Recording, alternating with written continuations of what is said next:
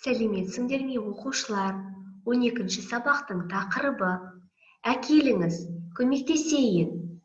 Өткен сабақта өткен тақырыптағы жаңа сөздерді қайталайық.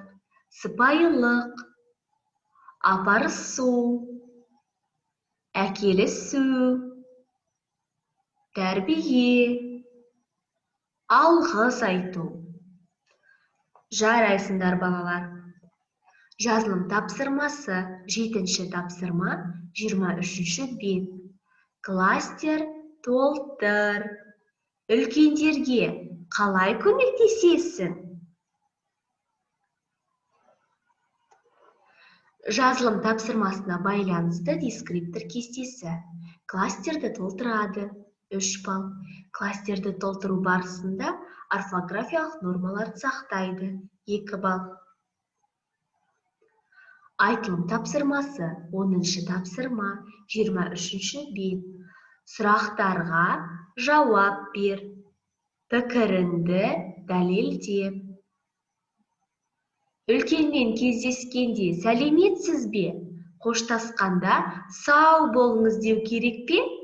Иә немесе жоқ. Үлкендермен сен деп сөйлескен дұрыс па? Иә немесе жоқ. Үлкеннің сөзін бөлу керек пе? Иә немесе жоқ.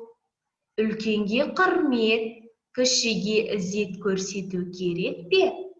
Иә немесе жоқ. Барлық бала сыпайы болуы керек пе?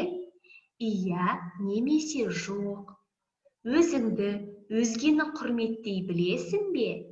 Иә немесе жоқ деп жауап береміз. Айтылым тапсырмасына байланысты дескриптор кестесі. Сұрақтарға жауап береді 2 балл. Пікірін дәлелдейді 2 балл. Айтылым барысында орфоэпиялық нормаларды сақтайды 1 балл. Осымен сабақ аяқталды. Сау болыңдар оқушылар.